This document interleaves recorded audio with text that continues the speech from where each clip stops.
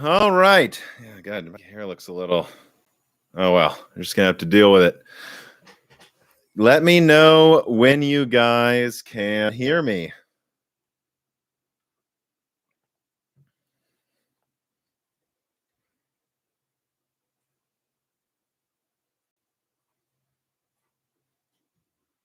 And yes, as Andrew S. points out, before you say it's not working, refresh your page and check your own speakers.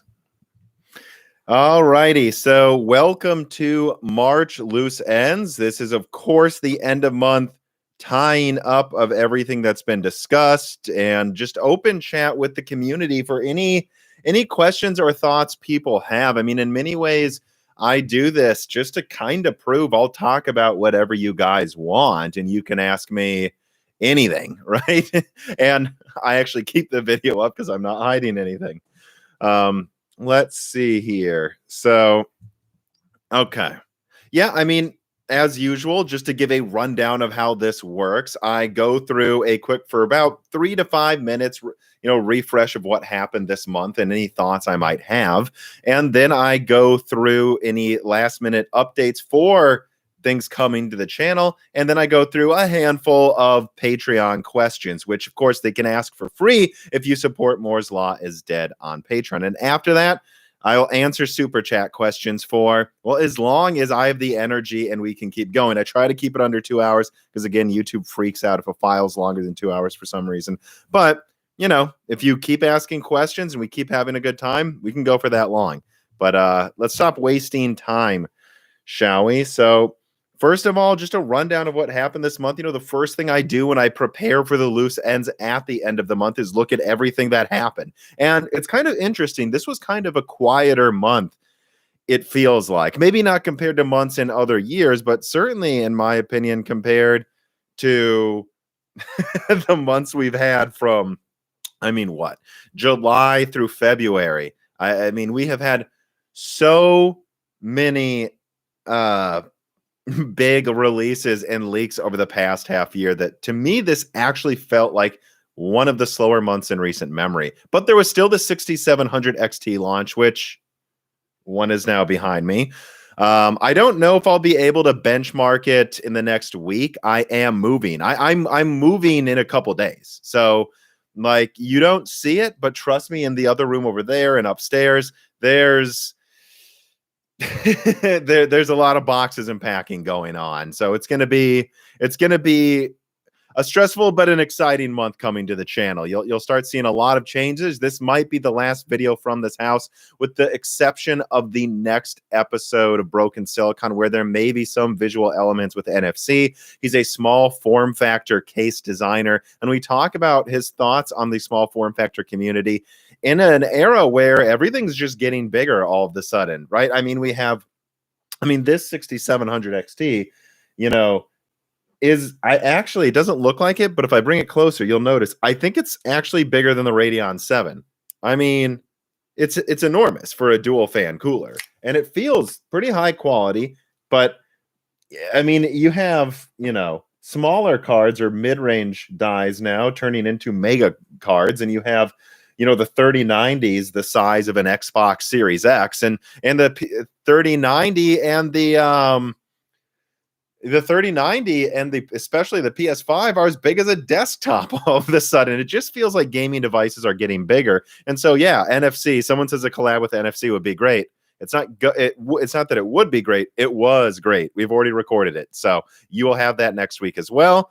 And the visual elements in that are probably the last you're going to see of this house. So a lot of things coming to the channel, a lot of upgrades, assuming we keep getting support from patrons. So that's exciting. But yeah, there's the 6700 XT that came out this month. And I mean, it was cool, but more expensive than, well, I'm excited to see what I think about this compared to the 3070. Then of course I did my 3070 review, lots of Alder Lake and Sapphire Rapids leaks, which expect many more of those to be coming in the coming months. I actually know someone who has a Sapphire Rapids CPU now, and nothing really to confirm except, yes, Intel's finally getting to higher core counts. And outside of that, just get ready for a lot of Intel leaks. I think this is the year. how would I compare this year for Intel? I don't think this is the year of releases like Zen 2 or RDNA 2 to AMD, but I think this is kind of like 2018 or early 2019 for Intel, where they're not quite back yet, but the leaks are going to start getting exciting for Intel. And so I honestly think I have maybe the best Intel sources, and I'm not bragging. I've been talking about Golden Cove for a couple of years now. And I think stay tuned if you want more info on Sapphire Rapids, Z, and Alder Lake. And I mean, Redwood Cove, which I leaked that first as well. And I don't know, the list goes on and on. A lot of stuff coming out of Intel. And the final thing to bring up is the RX 6490 video I did. I think that was one of the better videos I've done in a while, actually. Do not miss that. I had an expert on silicon fabrication call in and give his opinion on why we don't see more graphics cards sourced from various foundries right now. And it really broke down why the contributing factors to the current silicon shortage and what can be done about it, you know. Anyways, though, outside of the things from this month, let me write down that timestamp from March. The only big announcements for the channel is really that I'm just going to say it again. I'm moving. You know, I am moving to Nashville. You know, it should be pretty much all set in stone within this week, and I'll have moved out. And you're going to start seeing me shooting from random locations, whether they're family members' houses or or if they're Airbnbs. So just look out for that and have some patience. This is a month of transition for the channel as we move towards the next era. And speaking of the next era, there is a new logo for Moore's Law is Dead. So, you know, don't look for the old burning PC icon. It's now based on the broken silicon logo with a flame in it, so it pops out. I actually think this change of the official Moore's Law is Dead logo is way, way, way overdue. Like, I think I probably should have changed the logo to this a year ago. I was just too busy to think about it. And so now we have a unique logo based on our unique broken silicon content. I think it looks actually really good. And it's much better than the more, honestly, little amateurish icon I used from the beginning of the channel's life. And outside of that, I mean, what else is there to say? The only other thing there really is to say is this, you know, I think you're seeing a lot of other. It's been a hard few months for the tech tuber community, and I think you've seen a lot of channels handle it in different ways. You've seen people like Hardware Unboxed focus more on the discussion than the benchmarking, because that seems to be what more people are interested in. You've seen me kind of just truck on, right, and maybe pull back some of the AMD leaks because people don't seem as interested in AMD right now because they can't get any other stuff. And more towards the opinion pieces. And I think, unfortunately, you've seen a lot of other tech channels just attack a bunch of other people, which is unfortunate to see that that's what people decide to do when times are tough. But that's not what I want to do. I want to build a community of people that talk to each other. That's why Hardware Unboxed was just on. That's why NFC will be on in the next episode. And that's why, I mean, I'm talking to Ian Cuttress, Usman Praza from WCCF Tech. Honestly, we've got guests booked for like the next 3 months. So this community is building. And if you like it, if you enjoy it, please remember to support us on Patreon. This is where I do the plug in the beginning here, because I really do need to plug it. YouTube revenue has been pretty horrible this year so far, and it is the Patreon keeping this going. So if you enjoy it, remember, $2 a month gets you the ability to ask guest questions, the exclusive podcast Die Shrink. The $4 tier gets you reader mail, ad-free versions of all of the content, including that Hardware Unboxed video. There was just a day early, no ads for those people. And, you know, as we continue to build up, there's exclusive drops every week for the $4 patrons. So, you know, just look out for that. And remember, if you can afford to give us a cup of coffee's worth of money every month, me and Dan could use it. And that is the only way this community builds. Really, that's it. That's just the only way this builds. I don't want to be reliant on ad money, because again, with what's going on with MSI, like, you can just see the slippery slope if you depend on ads as well. Anyways, let us move forward then. Remember to hit the like button right now. I see like almost 400 people watching already. Remember to hit the like button. Hopefully we can get 300 likes. And let me move on to the patron reader mails before we get to the super chats. So let me put down a timestamp. Patron questions. Okay, just a handful, and then we'll get to the live chat. Save those tips for that. Brian Steiner writes in and says, hi, Tom and Dan, if he's there. Dan is not here today. I hope your move is going well. Are you going to see your new background in the new place, or will continue to be a static background from Peoria? Yeah, my background is sometimes so quiet and unmoving here that people think it's a fake background. It is not a fake background. These things are all here. But what I'm going to... there's one section of a house I'm looking. We'll see if we need to add on, but I'm going to try to have some sort of a studio area for the place I'm moving to. And I'm going to try to make it interesting. I don't like the blank square background that you see a lot. I like some stuff going on, showing that it's actually a house, that I actually live here. And I think the idea is basically going to be kind of like a dome-shaped room that moves backwards like a tunnel. And there's going to be a desk with the camera looking back. And then on either side behind me, there will be these just like tempered glass desks going all the way back through the room with various benchmarking rigs and graphics cards along it. And then, of course, soundproofing angled like this, kind of like Joe Rogan's new studio, going like that behind me. So that's going to be the idea tentatively for now, but we'll see what happens. You could definitely see when I move the background change quite a few times. And before I'm done moving in, I'll probably just be doing some from my living room there as well. So anyways, let me see. All right. It's interesting. Again, save your questions. I'm going to answer them in five. Like, let me get through the patron questions first. All right. Dr. Forbin writes in and says, I managed to get an R9 5900X through a friend for the 5900X's MSRP. Well, you're pretty lucky. That's one of the hardest ones to get right now.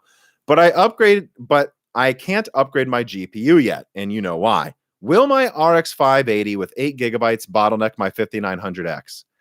I mean, guys, yeah, the 580, so is there a hole in your armpit? No, my armpit has no holes, but there is in the sweater.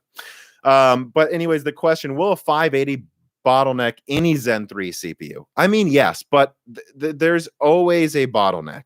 There's always a bottleneck, guys. And so if you could use a new CPU now and you upgraded to a 5900X, I don't think that was necessarily a bad idea as long as you're actually using the CPU, right? As long as you actually wanted or needed that extra performance. The benefit is with the 580, it'll definitely go as high of a frame rate as you want pretty much as long as you keep turning down settings. So if you just turn it to like 1080p low, you can probably game it, like 144 hertz without an issue whatsoever. I mean, you could probably go higher than that, so you've got options and it will be the highest performing 580 ever. So I think just sticking with that for now is your best bet, and just keep your ear to the ground for graphics cards as I recommend within 20% of MSRP, and then sell your old card to the miners who are not going to make their money back. That's what I recommend you do. It seems like that is what you're doing. So just keep on trucking. Demand is an issue right now. Well, depending on how you look, it's demand and supply. But he goes on and he also says, I love this to support your channel every month in return for the great content and knowledge. Thank you. Looking forward to the MLID fan forum in a few years after 10,000 patrons and a meet and greet. I would say if the channel got big enough, we would totally do live broken silicons with you guys and do a meet and greet. It's just, I don't think that's something that'd be worth looking into until we know that we would have people come to it. Kiwi Phil writes in and says, is the low end dead? Unless you have managed secondhand deals, do we have some fantastic APU taking the low end soon with, say, AM5? Look, when it comes to low-end graphics cards, all I can say is the market will provide products for people for whatever makes sense from a financial standpoint. If people refuse to pay a lot for, if people refuse to buy super expensive graphics cards, they won't make them as expensive. But if people decide I'm willing to pay more money for these cards, AMD and Nvidia would like the more money. That's really all there is to say. And with rising silicon costs, because TSMC can just do that, and to be fair, I think I read TSMC is about to spend $100 billion. I mean, new foundries and new nodes are expensive right now. Well, they always have been, but they're just getting more expensive. I mean, it is what it is. I think when you look at the 28 nanometer era, a lot of dies were like $20, $40. And even big dies were probably 50, $60, maybe 100 at most. But then you go to the 16 nanometer era, it's a little more expensive. Then you go to the 7 nanometer era, it's about twice as expensive. So you're getting to dies, larger dies on like 7 nanometer or are about, I don't know, right? Probably $200 or more. Well, the second you get to 5 nanometer, you could be looking at like even low end smaller dies costing over $100. And if that's the case, then you put a cooler, the board, everything else, packaging, shipping, the card's almost impossible to make for less than 200. So I think there is just going to be this awkward period where there aren't a lot of great new options for low end cards on the latest node below 300. But if AMD's smart, what they'll probably do is rebrand Navi 22 next gen and just keep making it on 7 nanometer and hopefully make some kind of underclocked version that's like 250 or 200, and that'll be fine, or some other node version. They're going to have to go to other nodes for the low-end cards eventually, and there just might be this awkward period where when those aren't there, APUs take up the difference, and I think there could just be some holes in the lineup moving forward because we're not quite to where there's mega APUs, at least not outside of consoles. I mean, there are mega APUs for the Xbox or PS5, but those aren't on desktop yet, so or something similar isn't. But until that happens, there's probably just going to be a hole in the low end until every now and then they rebrand something to fill it. Logan Bonifer writes in and asks, hey, Tom, I'm an electrical engineer, and I've noticed that the silicon shortage is more widespread than I originally thought it would be. Everything from voltage regulators to logic gates are running out of stock within 30-week lead times. Do you think shortages of the power delivery ICs will start contributing more to product scarcity? Not just for GPUs, but motherboards and power supplies. The short answer is yes. Yes. The short answer is yes. And if you watch my RX 6490 video, that was a large part of the analysis was a lot of people are telling me, guys, it's not just silicon capacity. There's also substrate supply issues, which affects all manufacturers of silicon, not just TSMC. And then there's also limits in the power delivery components. So you might say silicon capacity is maybe the biggest bottleneck right now, but the way I had it described to me is basically if we had double the silicon capacity, we couldn't make double the graphics cards right now because of substrate and power delivery component issues. So the answer is yes. I think we're going into another major boom period, and Silicon Valley is going to be one of those industries at the forefront of this latest economic boom. And so there's just going to be shortages, and it sucks, and so I think that's why you're seeing rising costs for other things, so there's also a decent amount of inflation going on, so costs are going to go up for that reason as well. And then when there's more inflation, people spend more because this is the time you want to build. So I think there's just going to be continued shortages. It's not just capacity. Brady W writes, and it says, Pat Gelsinger stated in his Intel business update that Alder Lake desktop was coming before mobile. What are your thoughts on that decision? Any more info about Alder Lake being able to stand up to Zen 3 Plus? So let me put down a time stamp on that. We'll call this Alder Lake versus Zen 3. So, anyways, I think it's obvious why Alder Lake desktop would come first, by the way. Tiger Lake H8 core is about to come out, and that's going to be good. It'll probably compete with Cezanne all right. And Intel's far more competitive in mobile still than they are in consumer desktop. So think about that, guys. Like, they need Alder Lake on desktop yesterday, like right now. Like, I don't even know if Alder Lake desktop would, I think overall it might be better than Zen 3, but it's still going to not crush it. It'll be more of a, well, if you need it for this task thing, I think. So that means that it's way overdue for desktop. Intel is behind. Rocket Lake is horrible, as all evidence and leaks is suggested it would be. So I think that's why Intel would bring Alder Lake out first. Now, the question of Alder Lake versus Zen 3 Plus, I'm going to be honest, guys. I'm sure other people are talking about Zen 3 Plus. I honestly haven't paid attention to this for a while. I've been paying more attention to the Intel side of things and Nvidia graphics card leak stuff lately, to be honest, in my spare time. Well, not spare time. I guess that's work. But So I can't say that I'm the authority. Maybe I'm sure there's someone who knows more about Zen 3 Plus, but we won't know until it's out. I really think that we shouldn't double down on exactly what Zen 3 Plus is yet, because all evidence suggests some sort of a Zen 3 desktop, whether it's Zen 3 Plus or a Matisse 2 like generation, the second half of this year. And yet we don't really know everything about it. So why not? It's the clock's ticking here. I would expect us to know more by now. So at the end of the day, a Zen 3 Plus can really only be a few things. I think it could be a node shrink on the chiplets for the cores, like whether it's 5 or 6 nanometer, and then they just use the same IO die and they put it on AM4 again. So basically it'd probably be more efficient and 10% better than what they have now. And I think that'd be good enough to fight Alder Lake.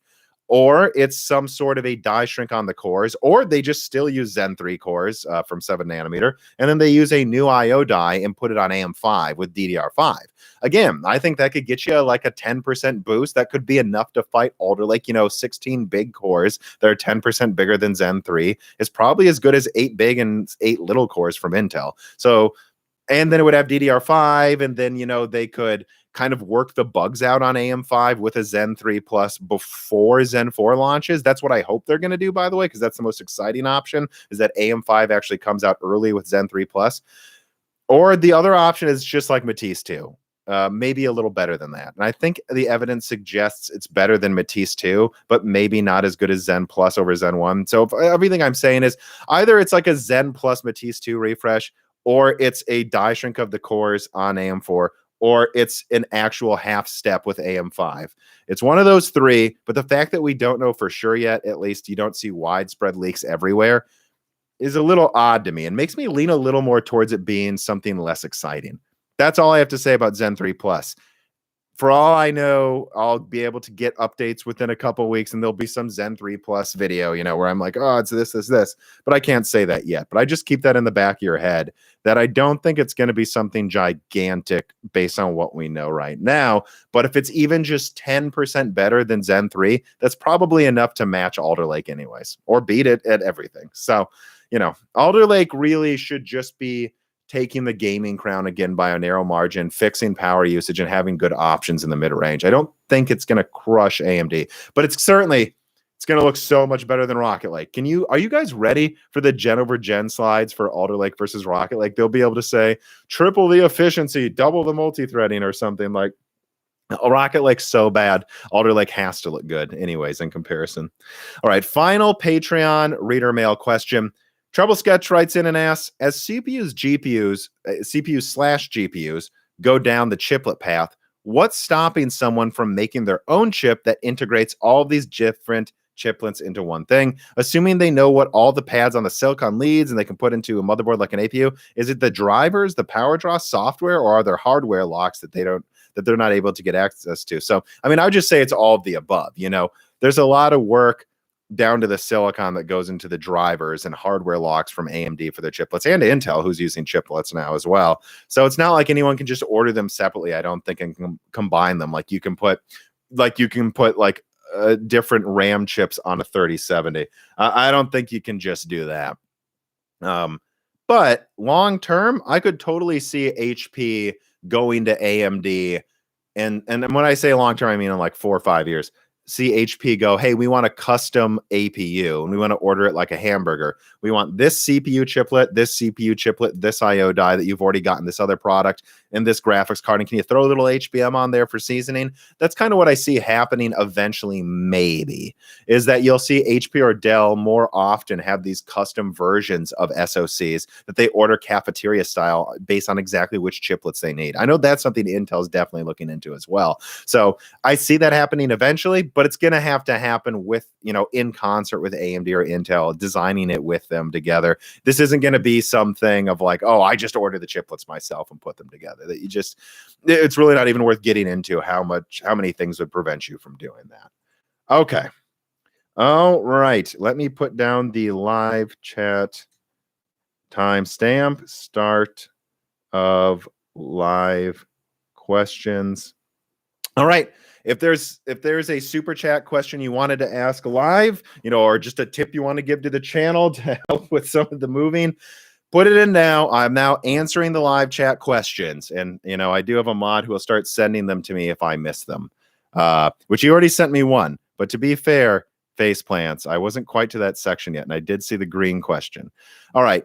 Denvera1G1 writes in the live chat and asks, do you think LGA 1700 and AM5 will bring just a few extra PCIe lanes and triple channel memory eventually? Or do you think it will all go to 40 PCIe? Oh, so you're saying it one or the other. My understanding is that it's still dual channel DDR5 for Alder Lake S. I guess I haven't really asked recently, but keep in mind that the way DDR5 works, it's almost like it is quad channel memory, to my understanding. Additionally, for AM5, honestly, I can't say I've tried to do a big Zen 4 leak anytime recently. Like I did that again. If anyone wants to know what I think about Zen 4, go to the Moore's Law is Dead YouTube channel and look up and type in AM domination. I did a video where I talked about Zen 3 and Zen 4, where I went through what I know about Zen 4. You'll also be able to see what the hell I said about Zen 3. Hopefully it was all right by the time that video came out, because my first Zen 3 leak was off. But, that's all there. And, I think I've covered like AVX, if I remember correctly, 512. I think I covered adding 50% more cores, about 20 to 30% higher IPC. Not necessarily 3D stacking, but some sort of 3D packaging system. I mean, I covered all this a year ago. So that's out there, guys. Outside of that, I don't have other updates, and I wouldn't be surprised if other people knew more, because I just haven't been looking into AM5 that much recently. It's still, guys, it's still a year away, probably over a year away, Zen 4. I mean, I would just say if you're trying to get like that guy who got a 5900X, just get Zen 3 now if you need a PC. It's not coming out at the end of this year, not to consumers, to my understanding. So I'm not paying attention to it yet, because I don't see a point in doing a Zen 4 leak that early, unless it's like bulletproof, and it's just not for me yet. But yeah, to answer your question, I do think they'll add more PCIe lanes. So Dahu writes in, keep up the good work. Thank you for the tip. I will try my best. In fact, let me full screen this now so that I can see all the questions easier. Okay, yeah, I saw a bazillion people. My mod Faceplants is pointing out. Again, guys, tip if you want to ask a question, but I do know there was a bunch of random questions about PSVR 2. I can't honestly say much about it. It's not coming out next month. It's not coming out, I don't think, this year. They already announced that. So all there is to say is, I think what the rumors and what I've been told for over a year now, I think they're going to target 1440p for I think they're likely to target 120 hertz. And I think they're going to try to use a single USB-C cord. I mean, I think that's obvious in the front-facing USB-C in the PS5 that they're planning to use a single USB-C cord for it and do 1440p per eye. And I think it'll probably work really well. And if they can nail a good price point, it'll be impressive. I'm a little disappointed that it sounds like they're not even trying to do wireless, because I feel like there were a lot of solid patents out of Sony that suggested they were looking into that. Who knows? Maybe they'll offer both. Maybe there'll be a cheap wired version and a more expensive wireless version. I would personally just recommend getting the more expensive wireless version, because that helps with VR so much in the immersion. Outside of that, I don't have much to say. I know that the current information is like that PSVR 2 has like cameras on the device, which to me is another godsend. I would much rather the tracking come from the device than have to set up some stupid dorky camera. Yeah, I mean, and it sounds like the controller is pretty straightforward, but that there's some kind of modifiable touch control thing on it, which sounds interesting. So, I mean, that's all there really is to say about PSVR 2. I think it's common sense. They would not release this right away, right? You want to wait for a price drop on the PS5 so you can hopefully bundle the VR device with it for a more reasonable price. Blake, so I guess should I put a timestamp for that? Probably. PSVR 2. A lot of you are asking about it. So there's my PSVR 2 talk, everybody. Blake Liu writes in and says, since there's a hole on your shirt, indeed, look how cool I am, guys. I'm totally cool. Yeah, guys, I don't have a lot of time to handle things right now. I'll promise I'll try to budget for a different sweater later this year. I'm just, I mean, consider that I'm moving. I did a 3-week closing on my house. So I'm moving from start to finish from the process, finding a house, selling my house, packing, moving, shipping under a month. That I just like doing things quickly, but that's really stressful. And consider the content coming out this month hasn't changed. So I'm busy. I will get a new sweater when I can.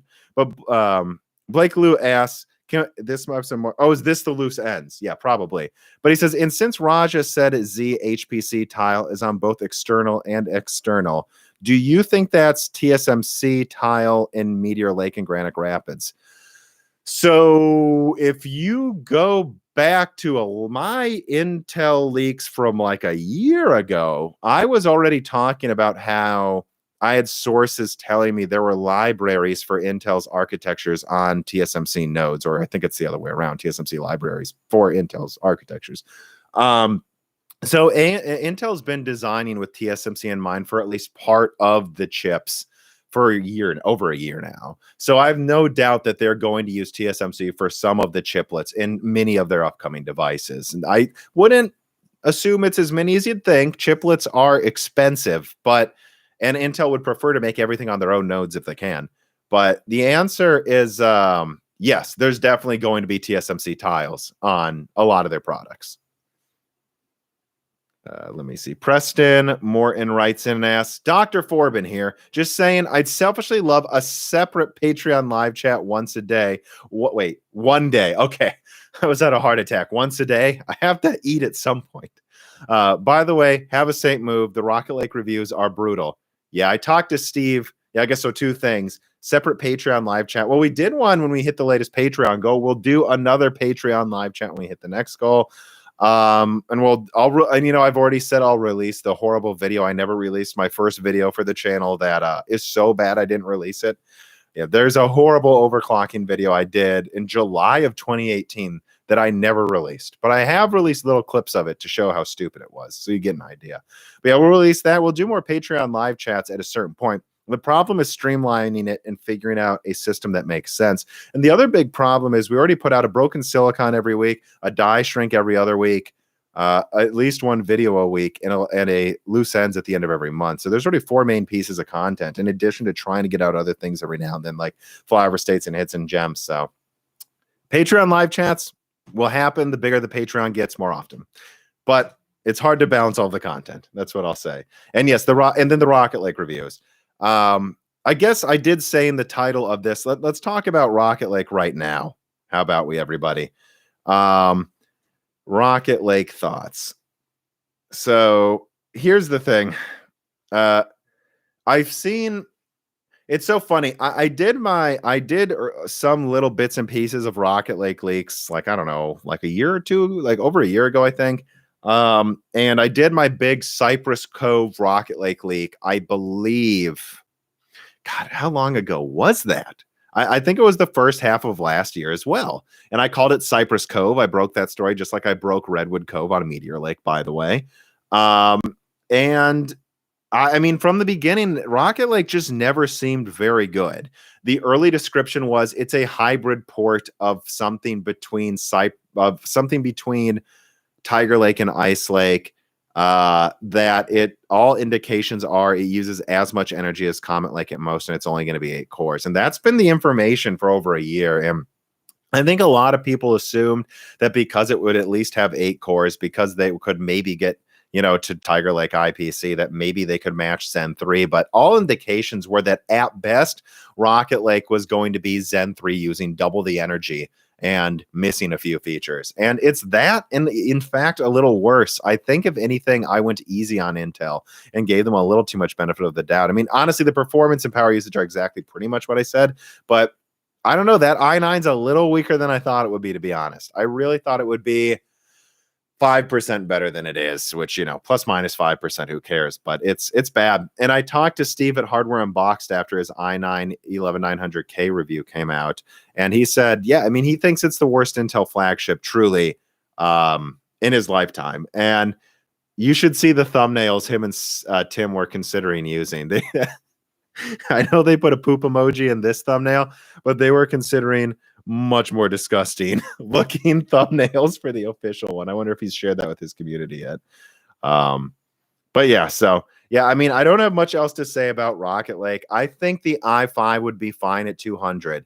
But look, guys, so many people were critical of Zen 3's pricing, and it's like, unfortunately, AMD priced Zen 3 the way it did because they knew they had no competition for a year, and they were going to get away with it. And as much as you don't like Zen 3 pricing, Rocket Lake costs more. Intel's charging more for an 8-core than AMD's stronger, more efficient, better platform, 5800X. So, and AMD could have charged whatever they wanted. They could have charged whatever they wanted, guys. And it is what it is. And I just can't recommend that i9. Really for almost anyone, unless, you know, there's no such thing as bad products, just bad pricing. But I have to be honest, it's weaker. In fact, Hardware Unboxed testing found it weaker than the 10900K, the Comet Lake 10-core in 1080p gaming. That's really bad. That's really, really bad.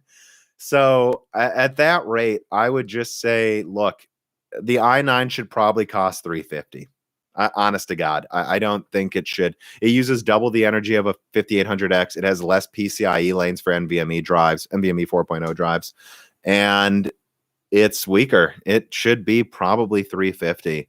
And you can get the 5800X on AMD.com most days at MSRP. The i9 should be $350. The motherboards for the i9 should be cheaper. The i7 should be $300 because really it's about a 5600X while using double the energy. And the i5 should be $200. And if that's what they cost, I would actually have no problem recommending the i5 at least. But otherwise, I just don't know why you don't get the better platform from AMD that costs less, that requires less cooling. I just really do think Rocket Lake is that uncompetitive. And it's unfortunate because I see reviews on Newegg calling people AMD fanboys for not getting it. And it's like, dude, Intel just launched a flagship weaker than their last flagship. I mean, this is a bulldozer moment. To call someone a fanboy for saying that's bad, okay, you do you, man. It's just bad. Okay. That is my Rocket Lake leak. Jose Bermudez writes in and asks, where's the doggo? Well, let's see if she can show up. Reese! Puppy head! I might as well have her show up, right? See, I'll probably back up so you can see her. Come here. Up. Come on. She just got some shots today. That's right before we move. You were very good at the vet. Yes, you were. All right. Just go. I don't have a treat. All right, goodbye. Don't look at me.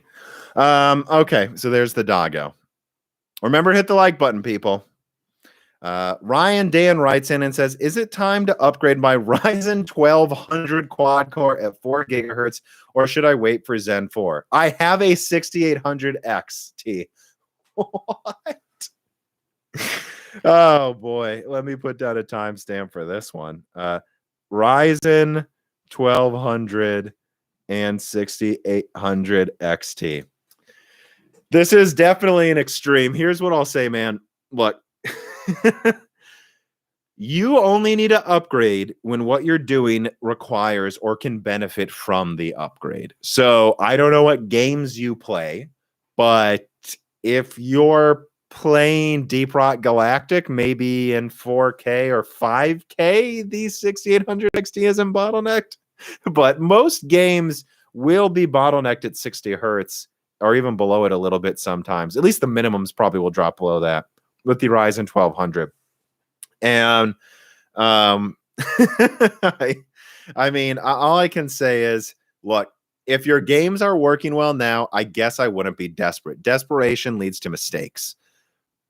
But you should probably just upgrade. I mean, the fact that you can just slot this into an existing motherboard, I would just look for, and you know what? Honestly, on AMD's website, at least in America, I've seen the 5600X come in stock as well recently, like last week. Like I just have it pinned like on a tab here just out of curiosity. And every now and then even the 5600X pops up. So what I would say is, yeah, I get that, or a 5800X. Obviously, I think the 5900X is probably better choice for most people, that or the 5600X, but those are really hard. Those are harder to get than a 5800X. And at the very least, you should be able to resell the CPU for like a Zen 3 Plus or refresh, whatever it is at the end of this year too. So I don't know. Don't be desperate. Don't pay scalper prices. As long as your games work, which I hope they do, that's quite a lopsided pairing. But I mean, I don't think you should wait. I think you'd benefit a lot right now from the upgrade. Preston Morton writes in and asks, Tom, it's April Fool's Day. I love what you do. It's cool, bro. I might have to put up my pay and quit giving live tips. I have to up my Patreon. I mean, certainly that's why patrons are able to ask free questions. Before that's because it would be weird if you couldn't ask free, which you can on every Broken Silicon if you're a patron. But the tips also are here for, people that want to give extra who don't want to use Patreon really. But yeah, I mean, do what you got to do. Never give more than you can. I'd never ask that. Just whatever the monthly amount is that doesn't matter much to you, go for that. All right, let me see. Scrolling down, making sure I don't miss any questions. A tip from PT, keep up the good work. I assume you mean from Pacific time. Thank you. Oh, no, wait, that's in euros. Oh, you mean from Portugal? PT country. Yes, it is Portugal. Okay. Just making sure. I assume so. Okay. So I made up through those questions. All right, so obviously patrons in the Discord can ask questions right now if they have any. Let me see. Someone just posted this here. So keep the questions coming. Tom, why Nashville? It's a beautiful city and the weather will be better than Peoria, but is it a closer to family thing? I looked at a lot of cities, and for work, I would move to a lot of different places. There's tons of cities I like. But I want somewhere warmer. I want to move somewhere that isn't where I was during the pandemic. Like, let me just be completely honest. I've been in this house for over a year straight, and I want to be somewhere new once things open up. Also, there is a very big stand-up comedy scene there, and I love stand-up comedy. I could see a big comedian every week there. And the pricing's reasonable. There's no income tax. If you work from home, I don't know why you wouldn't move to a state without an income tax if you can afford to go there. And so that's really what it is. Let's see. Omarlin Para writes, and it says, any thoughts on the interest that governments are putting into the semiconductor industry? I mean, they should be. Semiconductors are an intrinsic part of national defense now. So to not show interest in this industry is a huge blindside. You got to take it seriously. Those who have the best computers have a huge advantage in security. I don't have much else to say besides that. This is not a political show.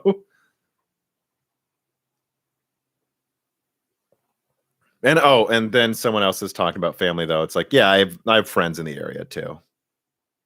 I have a lot of friends in Chicago, though, as well. But, I have friends there as well.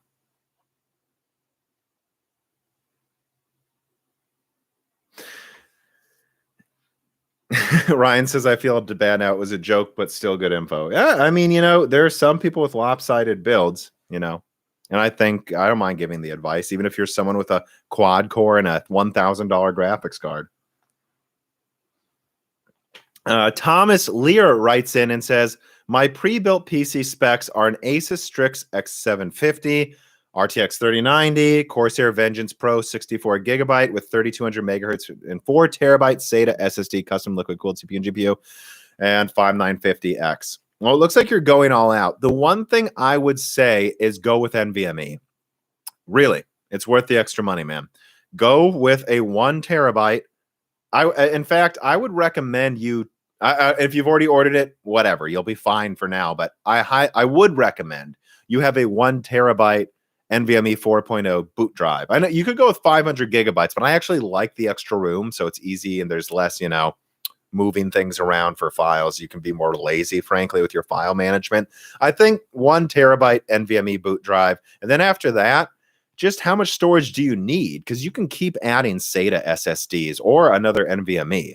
I guess that's the one reason I would also go with a 1 terabyte NVMe boot drive, because there's only room for 2 4.0 drives, I believe, with X570. So, go with one decent sized one and then add one SATA drive for backing up files. And most games don't really use NVMe drives well still. If you can put all your older games on a SATA SSD. That's what I would recommend. And don't get more storage than you need to right now. I would say get more than you need, but not like a ton more. Don't get like 10 terabytes unless you're actually going to use it right now, because storage will probably get cheaper in a couple of years. No, maybe not next month, maybe not at the end of this year, but I don't think most people are going to fill up 5 terabytes in 1 year. So you could probably wait a while if you had 3 terabytes is all I'm saying.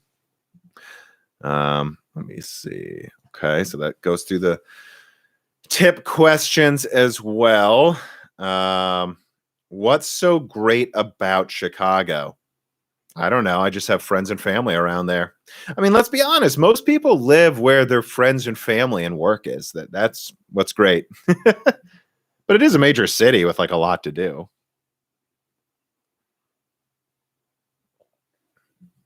I think people get a little too obsessed sometimes with like comparing cities to each other lately, which I get it. There's a lot of migration going on, but at the same time, it's like, let's be honest, you're probably living where the work is or where your friends and family are.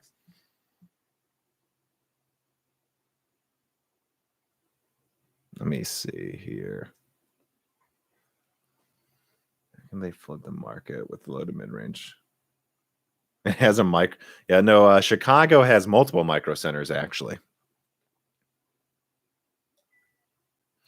All right. Any other questions here? Keep them coming, people.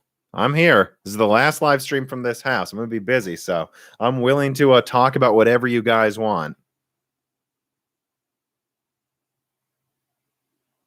Cyberpunk's almost 500 gigabytes. Well, you know what also is Call of Duty. I mean, it's just ridiculous.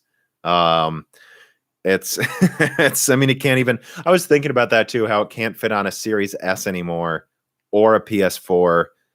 And that means that soon it won't fit on. I mean, like, how much bigger can Warzone plus Modern Warfare plus Black Ops really get before it won't even fit on the next gen consoles? Like, it's already going to approach the PS5 storage limit, at least the stock one soon. That's it's a little bit of a problem. Weber says talk about crypto. Well, what I'll say about crypto is I have a expert programmer and Bitcoin developer. This is someone who's actually written the code that's been used and teaches graduate courses in a university in Austin. This is a real deal programmer who writes papers on.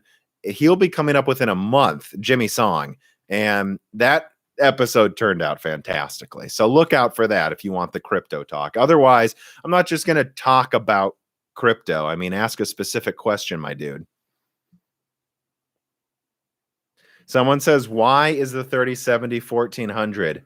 Because people are willing to pay that much. I know it's not a fun answer, but that's what it is, and the market's proven that.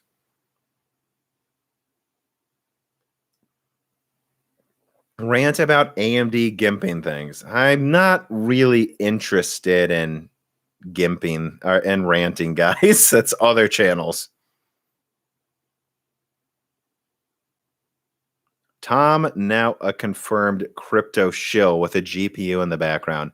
Crypto shill? No, I'm telling people to not double down on mining if you watched any of my content, and that I think a lot of people are going to end up losing money. Obviously, if you live in a place with cheap energy, you'd be an idiot, I think, not to mine Ethereum on the side and sell it. But I don't think that I've ever shilled crypto.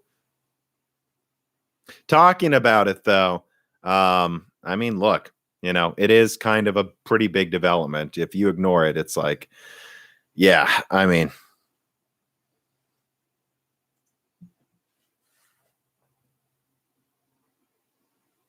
Well, let me see here. I'm going to have to check the Discord because I'm not seeing that many questions. Timo, have you set up an index? Oh, Anakazi writes in from the Discord and says, have you set up the index yet, or are you just waiting till you move? I haven't gotten an index yet. We will see. We will see what I do with VR. We will see. The truth is I don't have that much time to game anymore. And I probably should try to make more room for it because I do think it makes you better informed on these things. But I've not set it up yet, and we'll just have to see what happens. Omar Lampara writes in and asks, why low-end EPYC CPUs? I mean, some of the SKUs have similar core amounts to Ryzen. Oh, that's an easy answer. So the reason you get these EPYC chips with less chiplets on them is there is just a market for having like a 4 or 8 channel memory controller and all of the IO of EPYC and all the extra security features of EPYC. Like sometimes people just want the bandwidth and the IO, and they don't really need that many cores. In fact, that's something one of my recent server, God, who was it? It wasn't the server engineer. It was another guy that came on that talked about switching from Intel to EPYC. And he said that honestly, he's happy with the 32 cores they use now from AMD, and 64 cores would be cool, but that he doesn't really need more than 64 cores. I think there's going to be a lot of use cases where they go, okay, we have enough cores per socket. Can you just give us more bandwidth? And, you know, the core count isn't the only thing you look for in a server CPU. So that's why. And it's not even just the IO and bandwidth. Sometimes there's a security feature or some specific thing it can do.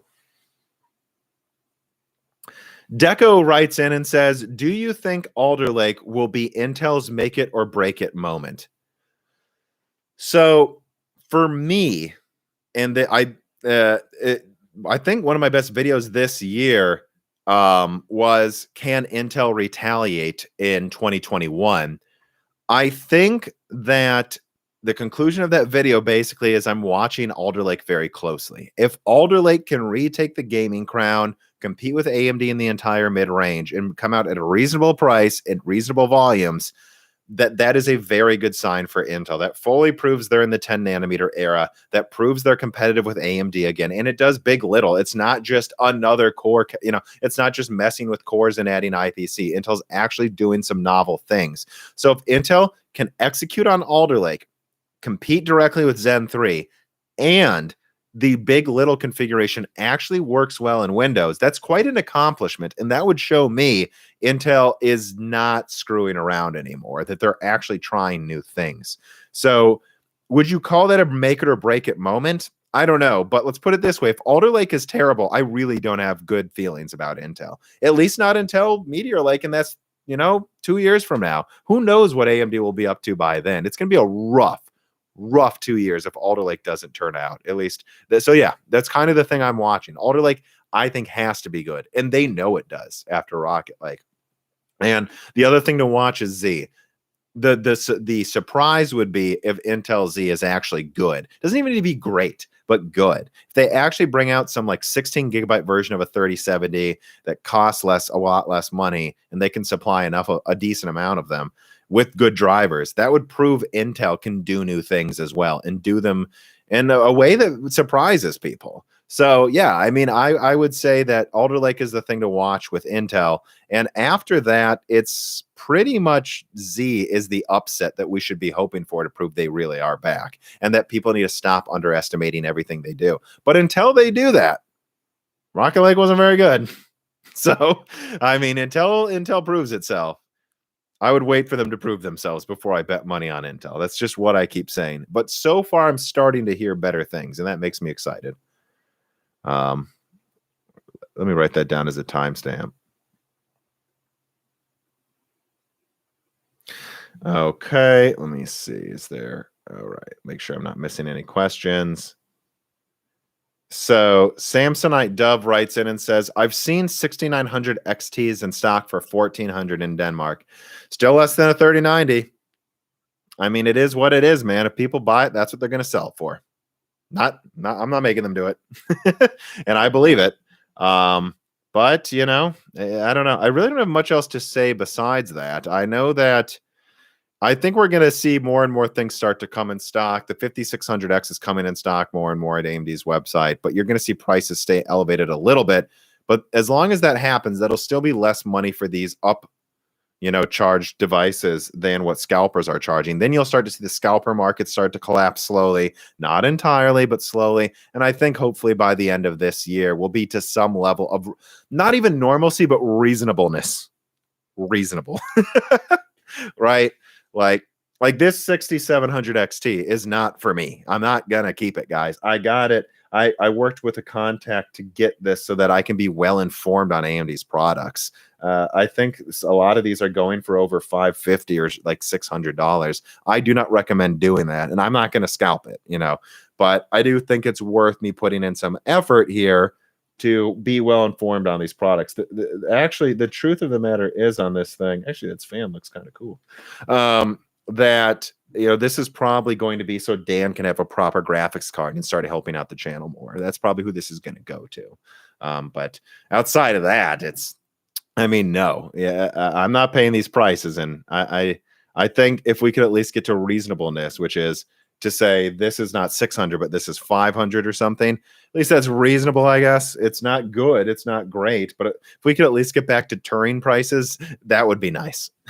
I can't believe I'm saying that, but it's unfortunately what's going on. Denvero1G1 writes, and it says, on my LGA 1700 question, when do you think we'll see triple channel memory for better APUs? DDR5 is dual rank, but it's the same pin count and only 8 extra bits.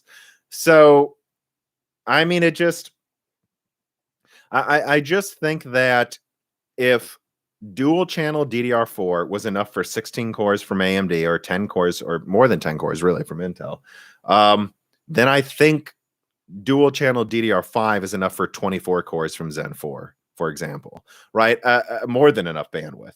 So it's not that I don't think we could see higher memory channels or some new products, but I don't think AMD needs more than DDR5 for Zen 4. And if they don't need it, why do it? The RAM will keep getting faster too. And I think dual channel DDR5 will be enough to get APUs as strong as like 5600 XT or something eventually. So if that's enough, that's enough. And when it comes to Intel positions their consumer stack like this. They put their standard desktop S platform slightly below AMD's AM4 or soon AM5, right? Like people at Intel have openly told me they see the 3950X, the 5950X as pseudo HEDT CPUs that they don't need to directly compete with. They would rather compete with AMD's 5800X and 5900X and then have the, 4-channel HEDT system in between that and Threadripper. That's how Intel sees it, right? So I think that's what you're going to see is quad channel memory for. There's not going to be an HEDT Ice Lake, of course, but some sort of like 48 core Sapphire Rapids, and then they'll just position that in between Threadripper and AM5. And I just think that's how the market's going to continue to shake up, which I think is good enough. I don't need that many cores, And I don't think if you have that many cores, you need more than dual channel with AM5 or more than quad channel with whatever Intel brings out for their next HEDT platform. Right now, they already have 22 cores, I believe. I believe there's you can't really get it, but there's a 22 core Cascade Lake X with quad channel memory. I've already forgotten what the socket is for Intel. I haven't paid any attention to that for a long time. But I think that's enough. And I think that's why you're seeing what you're seeing. I wouldn't be against adding quad channel memory to the motherboards, but it just adds more expense. I don't know if they need it. It'd certainly be cool, though, I guess. Aaron writes, and it says, love the Patreon and the YouTube content. Are you still intending to do the video on Xbox development?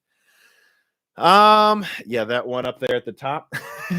Honestly, man, probably not. The console fanboys are insane.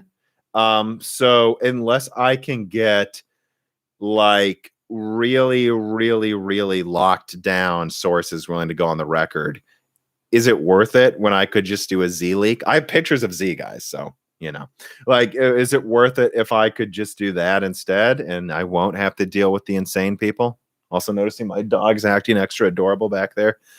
No, I don't think it is. But I wouldn't rule it out. And I'll do this. If you guys vote on it in the Patreon, I'll do a die shrink on it where I just say, hey, some of this could be wrong, some of this could be right, but this is what I've heard. But I don't think it's worth doing a video on it because, my God, The fanboys are insane. It's so funny how I thought PC fanboys were maybe worse than console fanboys for a while, but then I was reminded, no, console fanboys are the worst recently. I don't know. It's just like they want to win so bad, they don't even care about playing games anymore. I don't know what it is. Whatever winning means. Zach Miklas writes in and asks, why are these new games requiring so much space to download? What can developers do to reduce the size of games? I like this question. I want to talk about this. So let me write down a timestamp for that. Game size. So I think you've got to look at it at a little bit of a per game basis. All right. First of all, I think what I remember wasn't one of the first big file size games like Titanfall 2, and that was like 70 gigabytes or something, or 50 gigabytes. I remember that. And that was because they used uncompressed audio, I believe, which they thought was worth it. So there's that. Sometimes, although I would still argue they're probably really inefficient. So there's that. And then there's also other instances like Warzone. So the way Call of Duty has just decided to make this work is there is a combination community between Modern Warfare, Black Ops, or I guess Cold War is really what it should be called. I don't know why it's called Black Ops Cold War. Just call it Cold War. And then Warzone. And they use assets from all three in all three. So from their perspective, they just want you to download all of it, and then you can use all of it. And then also it creates this mental idea too. You know, I remember on the 360, anytime you bought DLC, it was like, oh, now I got to download this thing. I think developers want you to have every DLC pre-downloaded so that when you buy it, you can instantly use it, and you want to buy it for that reason. So that's part of it. And that's why Call of Duty takes up 500 frickin' gigabytes. But it's not the same reason Titanfall 2 took up all of that space. But then they're making you download 3 games at once, man. And when you look at like Battlefield, it's the same thing, except much better managed. Like Battlefield 5 gave everyone the maps for free. And then there's also guns and skins. So they make you download all of it.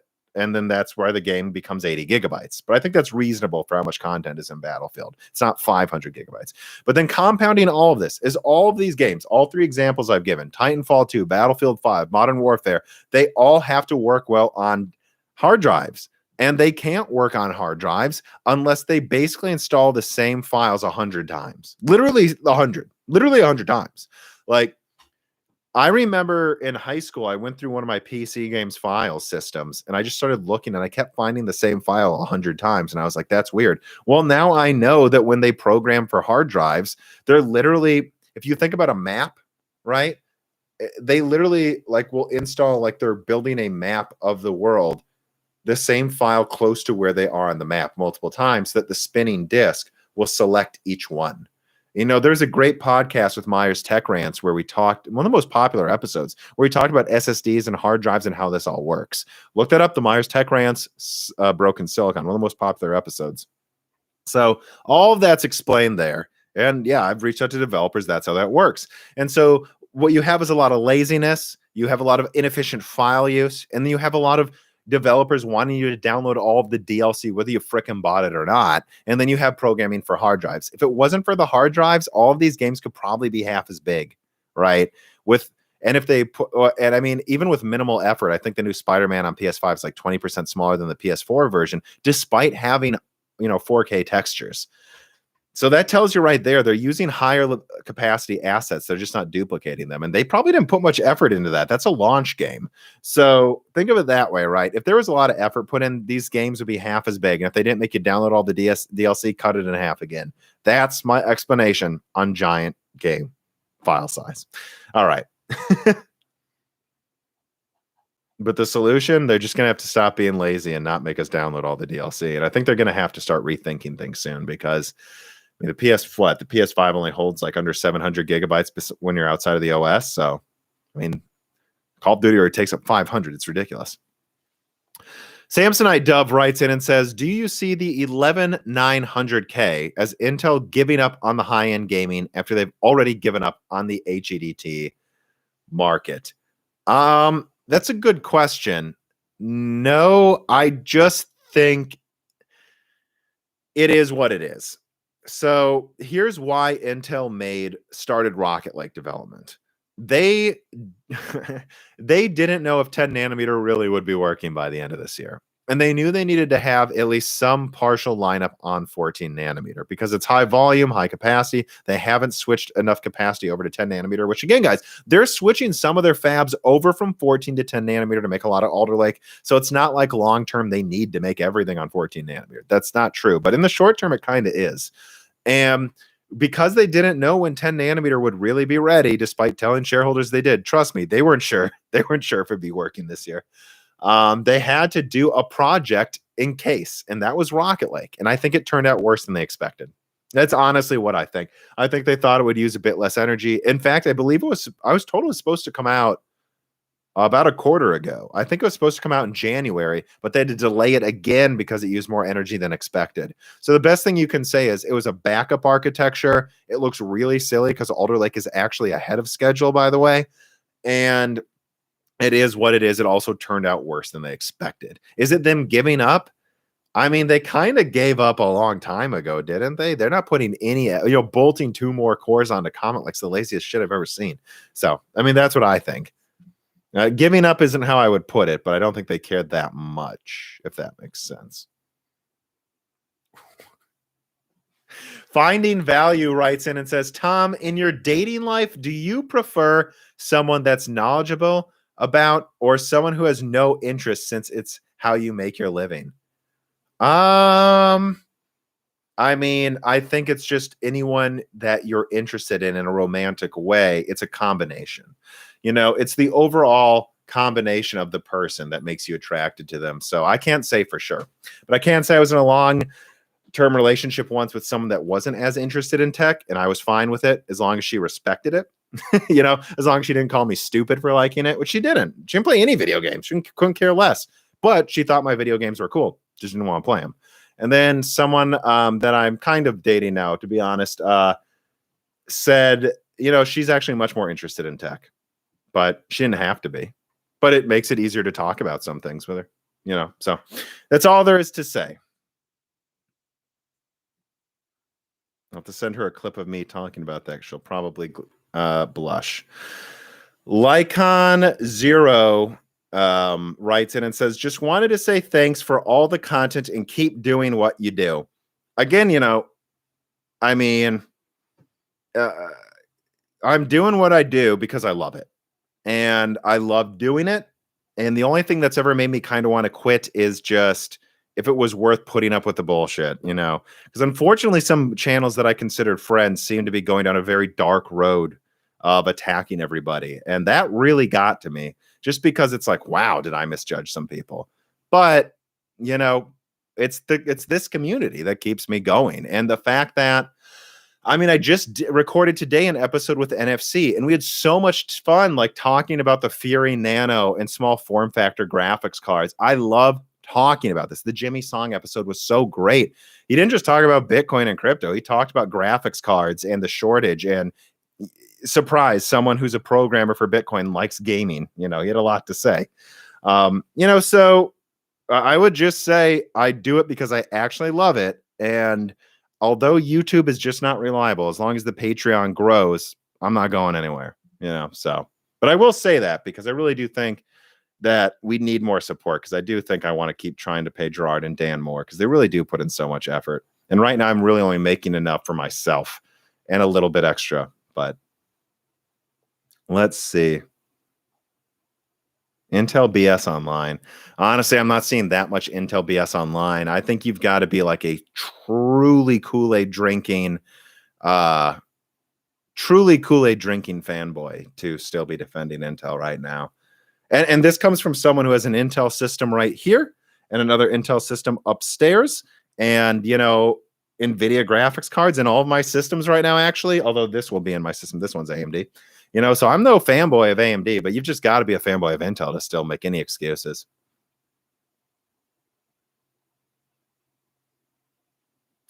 Got any idea about whether or not desktop Cezanne will reach retail? I think, was there a leak about that today, though? Wasn't there? I know it's April Fool's Day, so you have to deal with all this crap. And there's already been Cezanne APUs selling engineering samples. I almost got one. I don't know if you guys know this. A couple weeks ago, Cezanne 5300G engineering samples were on eBay, and I tried to buy one. I was like, but of course they sold out immediately. They didn't charge enough for him, by the way. I think he charged like $200 per engineering sample. He probably could have charged 1,000. Like, I think that guy screwed up. All right, let me see this here, this video cards article here.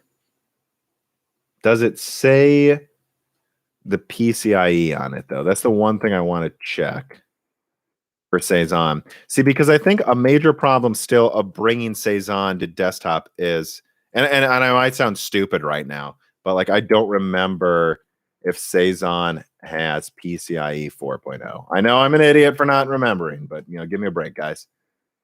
No, it doesn't. It has PCIe 3.0, but it has 16 lanes. Okay.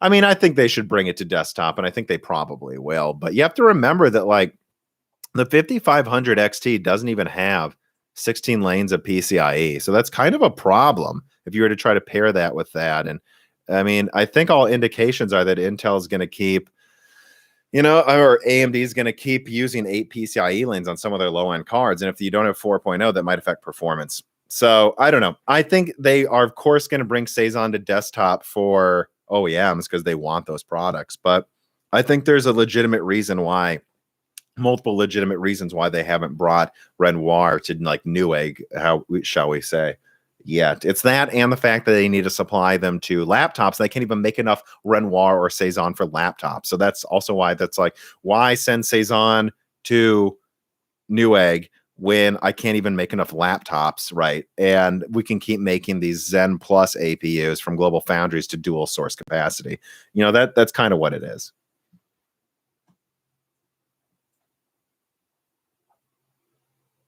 Let's see here. Let me see. How good will Alder Lake Mobile be? I mean, I think they're going 6 big, 8 little, based on that leak I did, if I remember my own leak correctly. And I think it could be really good. I mean, 6 big cores, 8 little cores, so 20 threads total. I mean, I think it could be great. I think that with its integrated graphics could easily make problems for Cezanne. I'll be looking for it, and I think it'll really, this big little thing, assuming they get it working in Windows, could work fantastic in a laptop. So I'm excited. God, my laptop, oh my God, I'm having a stroke. My accent. Okay, I am excited for Alder Lake. There, I said it correctly without having a conniption.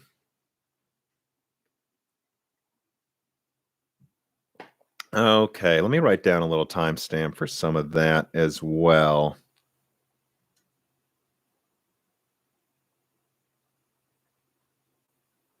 Let me check out. Not seeing any super chat questions. So let me check the Discord. Let me see here. Man, I might be collapsing here. Crazy Mike writes and says, any recommendations on a 4K TV that can do 1440p and native 120 hertz? I don't want to spend $1,000+ on one. Honestly, man, I'm forced to just recommend LG's OLEDs with the caveat that I haven't looked into like the Vizio, I believe exist, right? I think there's Vizio OLEDs or the Sony ones that much. The Sony ones I always feel are not better than LG for the past few gens. So I just recommend LG. And I think the Vizio ones, I don't know. I just haven't looked into them. But I know LG's really made an effort for low latency on them. So I would just say, if you're looking for a 4K TV with 120 hertz, just get LG, man. Like, just get it. I got one. It's insane. It looks crazy. It looks amazing. And it's like, I don't want to spend over $1,000. Then don't get it. I really think it's worth like the 1,200 for like a last gen model. And you can sometimes find them for 1,000, by the way. Or I just think it's worth the extra money. I really do. Like, and that is my only recommendation. I mean, LG's really cornered the incredible look at that market. Thomas Lear, I sent you a super chat comment. What did I don't see it though.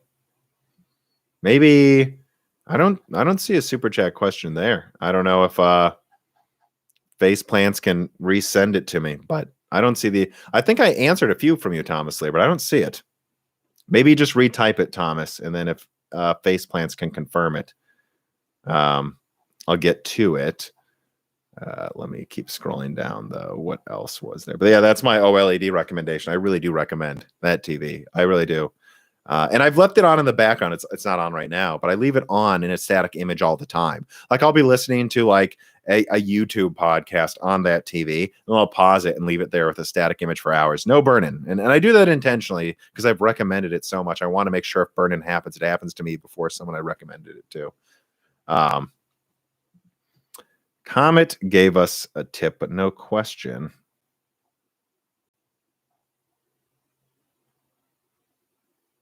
AMD will incorporate a legit wide memory bus. Stefan Hart asked, do you think AMD will incorporate a legit wide memory bus with Infinity Cache next RDNA? If they need to. The fact is, all evidence points to RDNA 2 having enough bandwidth. I mean, say what you will about even the consoles, but they're really doing more than people expected them to, specifically the PS5, despite being 256-bit. So RDNA 2 does not seem as bandwidth starved as the previous gens, you know.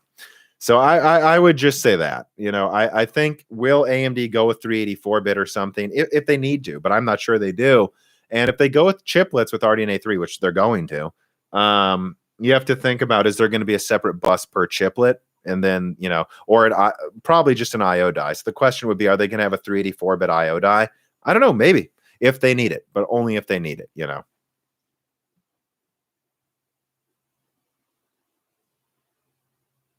Anything on AMD's Warhol? If I remember correctly, the Warhol, wasn't that the Zen 3 one? AMD Warhol.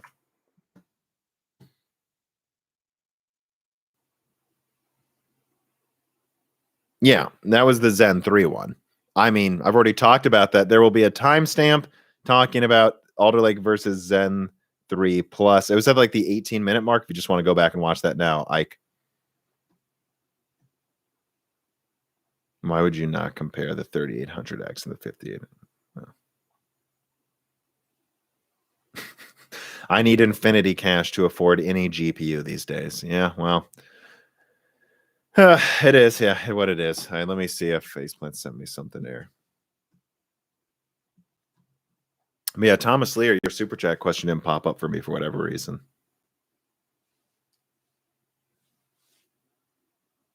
Okay. All right, let me see. Kepler writes in and asks, how much will GPU MSRP increase next generation now that AMD and Nvidia realize people will pay insane money for a graphics card? It all depends on if Z is good. If Z is good, and I think there's some evidence Intel could bring out something that at least competes in the mid-range gaming for a reasonable price. Wouldn't double down on it yet, but they could. That would stop AMD and Nvidia from going insane. But otherwise, I just kind of think Turing prices are here to stay. You're just gonna see 80s for over 800. You're gonna see the top ones for over 1200. And I mean, the market is paid for it. It's mostly not miners, you know, buying these cards. I think most evidence is it's gamers. And this is supported by the fact that a lot of eBay cards have like doubled in price, and the CPUs are selling out despite AMD. You know, this is proven. This is a fact, shipping millions of Zen 3 CPUs at a decent rate compared to Zen 2. And the consoles are sold out. Gamers just want to buy high-end gaming things now. So that's all it is. And as long as people are willing to pay that, that's what will happen. But hopefully, my hope is that Z will be okay, at least, have okay volume, and it will happen at the same time there's a mining crash. If there was a mining crash in Ethereum specifically, the same time as that, you might see a lot of cards flood the market at the same time Z launches. And then they're just going to have to not overcharge, right? And the fact that Intel is releasing new graphics cards would not, you know, some people would go, well, then they'll wait to release their gen. No, they won't. You know, if AMD waited to release the generation, NVIDIA would say, cool, we'll release ours without you competing. You know, the competition, they're not going to wait. They'll release the gen when it's ready. So I think things will get better than where they are now, but I think touring prices are, for the most part, here to stay. Could be wrong, and I certainly hope I am. But I think in the Adored podcast, Jim put it best. He goes, it just feels like people are hoping prices go back to the Maxwell or Kepler days. And I just don't think they're going to. You know.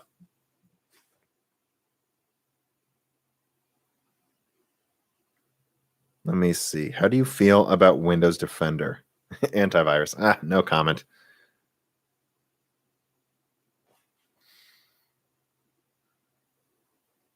Yeah, putting your question in all caps does not make me more likely to read it. If anything, it makes me less likely.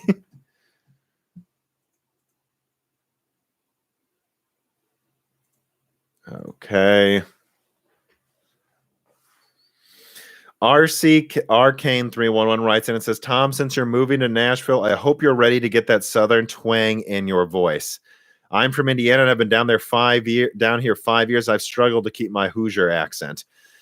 Yeah, I mean, I don't, the only thing I'll say is my accent does typically tend to change with the people I'm around, but I'm from Minnesota and I really have a hybrid of like a Michigan, Minnesota, Central Illinois accent, and I do not plan on getting a Southern accent anytime soon.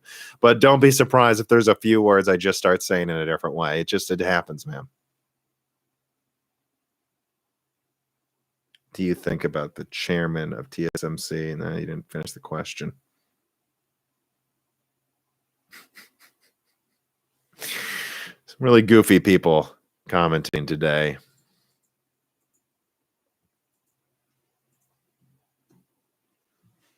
Deco writes in and says, do you think Intel opening up its fabs to other customers will prove troublesome for TSMC?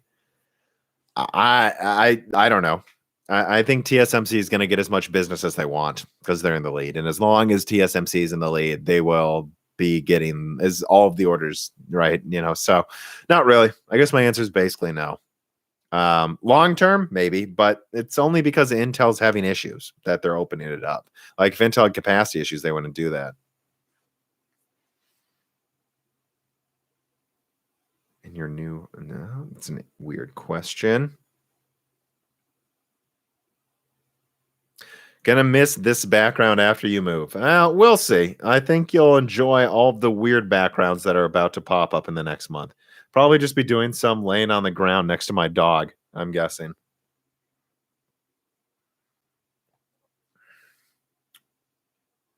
Remember, hit the like button, people. Over 700 people watching. Ideally, we would get to 700 likes now, guys. So come on, hit the like button. Let's go. Let's get some more good questions, too. Put some thought into the questions. GSMH, not a question, just enjoy the content.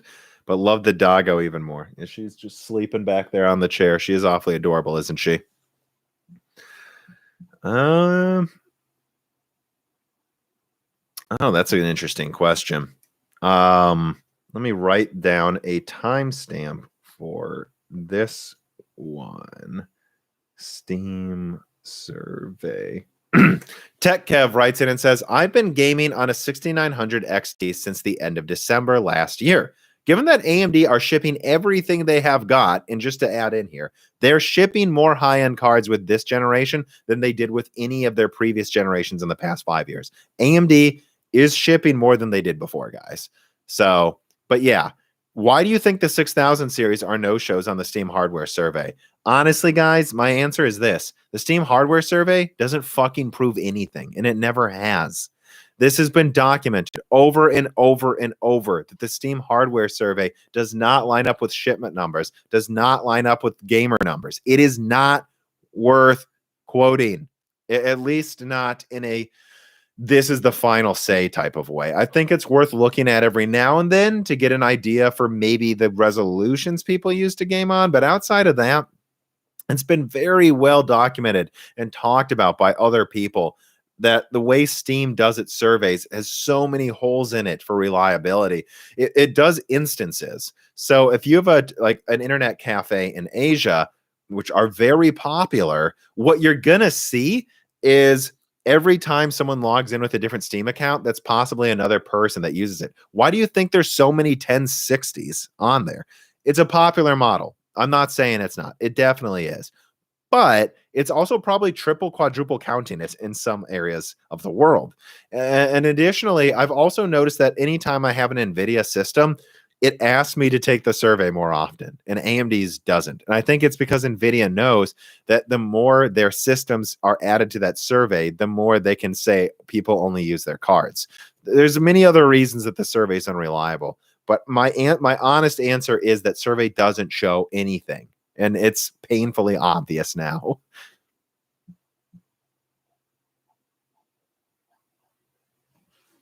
Comet 2020 writes in and asks, what do you think of TSMC's $100 billion investment versus Intel's $10 billion? Is Intel really that much more efficient with their investment money? Well, McAfee would like to have a word with you. No, Intel is not more efficient with their investment money.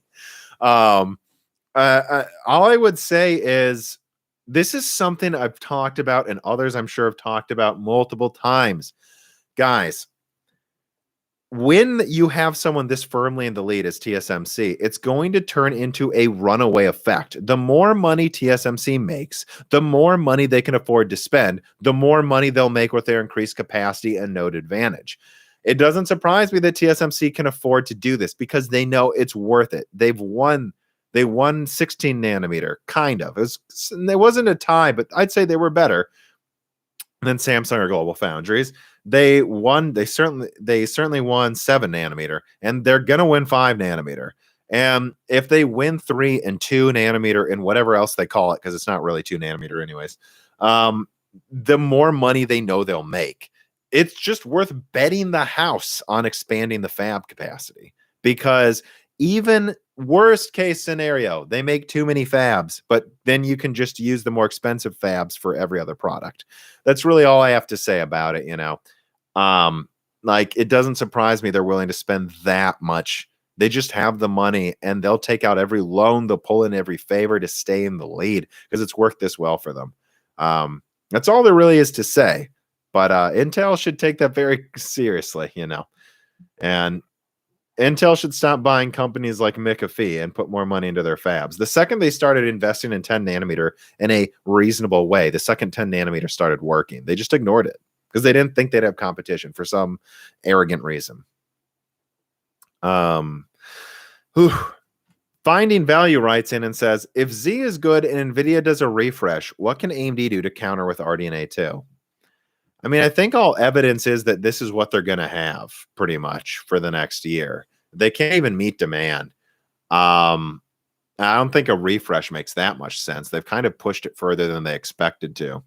I think the best they'll do is just get out RDNA 3 as soon as possible, and that's probably going to be at the earliest early next year. So what does AMD do? AMD's making higher margins on some of their cards right now than Nvidia, at least at MSRP, from what I'm told. So AMD's very happy. They would do price cuts. That's what they would do. They would happily do some price cuts if they needed to, but I don't think they're going to need to. And then they'll just get out RDNA 3 as soon as possible. That's what I think. That's what I think, I suppose they could do a die shrink to 6 nanometer or something, but I just kind of doubt it.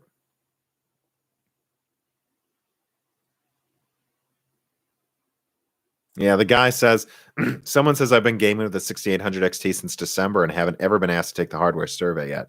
Yep. It's just not, it's not something worth quoting, really.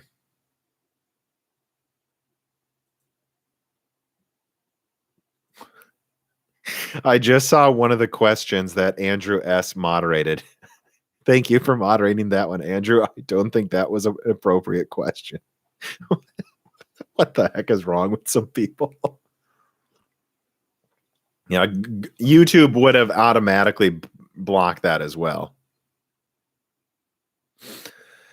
Try to keep the questions a little on subject, or at least nice, guys. I've seen some people just completely trying to change the subject. It's not what we're here for.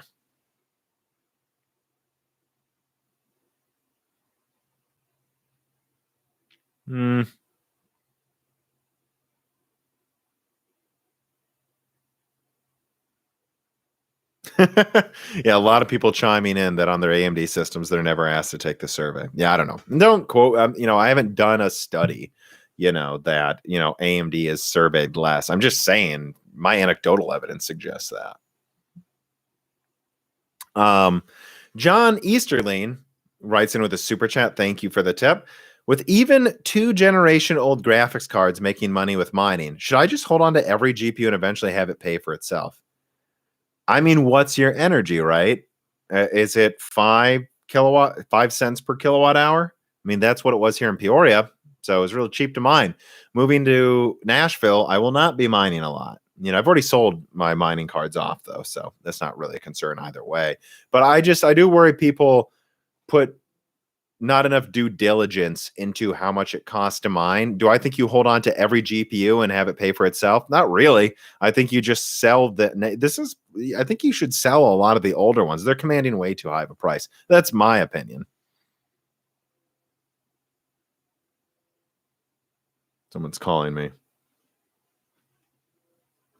Put this somewhere where it'll be quiet. 0.35 euro per kilowatt hour in Germany. So mining isn't exactly great. Yep.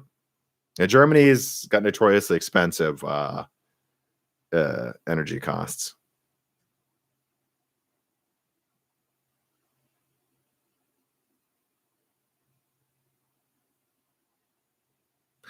My 3070 at 120 watts gets 63 mega hash, even with 12 to 17 cents a kilowatt hour. Is it still profitable? It gets me about $7 a day.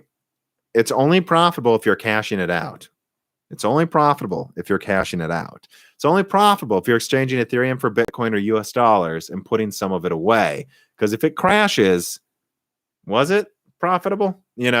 That's all I'm saying. Just make sure you keep that in mind. If you want to hold on to some of it, go for it. But, again, you say $7 a day, but it's usually the costs are more than you think. It's usually, I'm just saying, usually they are.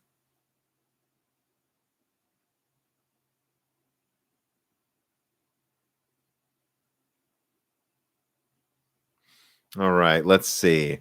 Any other questions? I sold the Radeon 7. Yeah, and I announced it in several videos. I'm not holding on to that. If miners are willing to pay a stupid amount of money for it, I'm moving. It'd be better put into buying something else for the channel. I mean, let's be honest, guys. I'm going to reinvest what I mined. Well, I mean, I did that in 2018 through 2019, and it worked out for the most part for me. But just keep in mind that there's going to be something that falls out in the market. Just keep that in mind.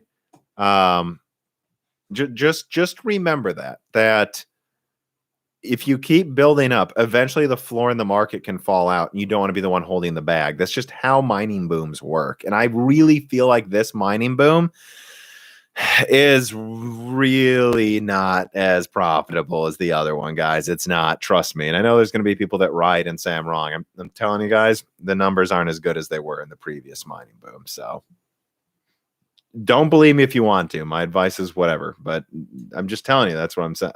That's what I believe the truth is. Maybe put down a timestamp for some of that mining talk. I have to admit, I'm probably only going to go for like another 10 minutes. I'm getting tired quickly, and I've got packing to do. So get in any questions you want to get in now. All right. look at that, I can't even talk. Denvaro 1G1. Of 4 AMD systems, mostly APUs, but my 1030 I bought to replace a 5700 XT I sold 2 weeks ago has been survived. See, of 4, I'm not sure I understand the question. Of 4 AMD systems that are mostly APUs, I have a 1030 I bought to replace the 5700 XT I sold 2 weeks ago, and I have survived more than the AMD systems combined. Oh, I kind of see what you're saying. Yeah, I mean, at a certain point, you've got to make that decision. And that's something I just keep telling people is, unfortunately, it's time to decide how much your hobby's worth. People are going to pay you $1,000 for a graphics card that could be worth half that in like 4 months. Are you really going to not make that money? Some people, it's not worth the money, and that's okay. But some of you need to start asking yourselves if you want to miss out on this ridiculous. I mean, if miners are willing to pay you that much for your card, screw them. I mean, I don't know. I think that's an honest question people need to ask yourselves. Is mining money safe after it's in Coinbase? The short answer is probably, but just remember, not your keys, not your Bitcoin. If your Bitcoin isn't stored in your own wallet, something could happen to it. So, just remember that. I would, what I would say is don't be worried too much about Coinbase. Like, they're completely regulated and they're not going to throw your money away. But just keep in mind, something could happen to it. But something could happen too if you store your own money. So it's up to you if you trust yourself enough to keep track of your own money. I would say don't worry about it if you're new to this space and just let Coinbase hold it, but eventually consider storing a decent amount of it in some private wallet, because you do not own it if someone else is holding it. You just don't. You don't own that money. They own it for you. Finding Value writes in and says, as a fellow Battlefield player, with GPU prices so high, are you willing to leave the franchise if Battlefield 6 is crap? Your thoughts on Firestorm as a multiplayer game? Yeah, I'll talk about this for a little bit. I love talking about Battlefield. So what I'll say is this. I thought Firestorm was an awesome game mode. I thought as an add-on game mode to Battlefield 5, it was really fun. Like, really it was. I liked Battlefield Firestorm. Most people didn't seem to. I don't even think you can get into a room anymore because no one plays it. And having played a decent amount of Call of Duty Warzone over the Christmas break, I like Call of Duty Warzone, actually. It's like really fun. Me and Dan played the shit out of it. I just have to say it. And this comes from someone who hasn't liked Call of Duty for a lot of years. But I think Modern Warfare was fantastic. And I thought Warzone was really fun. I think it's kind of being ruined by the Black Ops integration, so I haven't played it anymore recently. Not to mention the hackers. There's so many hackers. I just can't take it, But that happened to Battlefield as well. So that's my thoughts on Firestorm. But if Battlefield 6 is crap, I just really doubt it would be. A lot is riding on this being a successful Battlefield from DICE. They know this one has to be good. And they just keep doing this to themselves, where they'll like screw up one of the Battlefields or not make it as good as the others. And then they need to really overperform. And when they've done that before, Battlefield 4 was really good. The launch was kind of terrible, but it was really good. And Battlefield 3 and Battlefield 1 were excellent. I think Battlefield 6 is going to be great. In terms of the GPU prices thing, this doesn't affect me at all, right?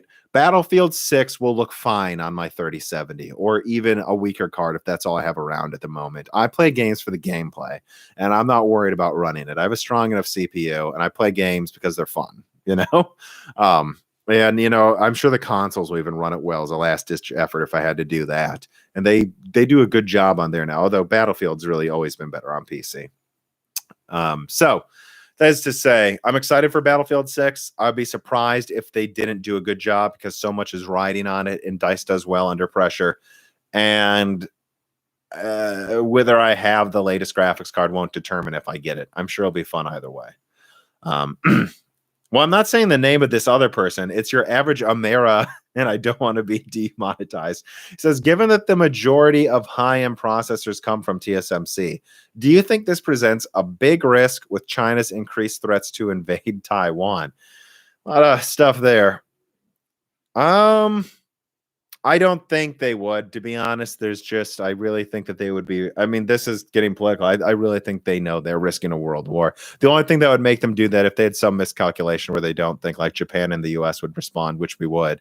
So I'm not really that worried about it. I'd be more worried about more trade tariffs and all that crap. That's what my major concern would be. And at the very least, this is why you build foundries in multiple locations, in the US, in Europe, hopefully eventually. So you don't have all your eggs in one basket. But I'm not saying more about that. Denvera 1G1 says, sorry for AMD systems over a year old, never Steam serve it. Okay, now I understand what you're saying.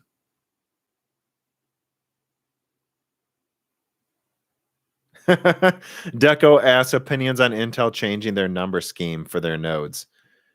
Oh, I don't know. I don't think so. I think Intel's going to stick to it. To the way they've been naming them behind TSMC. They could call their 7 nanometer EUV 5 nanometer. My understanding is it's at least as good as TSMC's 5 nanometer, but I don't think they will. They're already calling it 7 nanometer.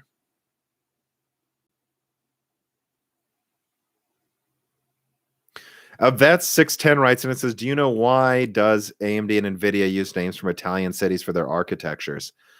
It just sounds cool, I think, and there's a lot of things to choose from. I don't know.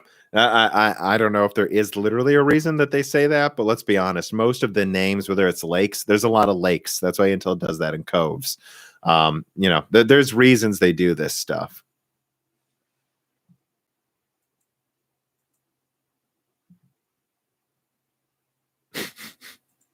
Someone says, "What will we do when TSMC hits 1 nanometer? We need a new bullshit metric." Well, the bullshit won't be over. They'll say 0.5 nanometer.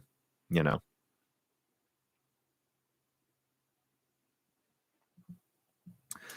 Zach Miklas writes in and says, duh, duh, duh, duh, duh.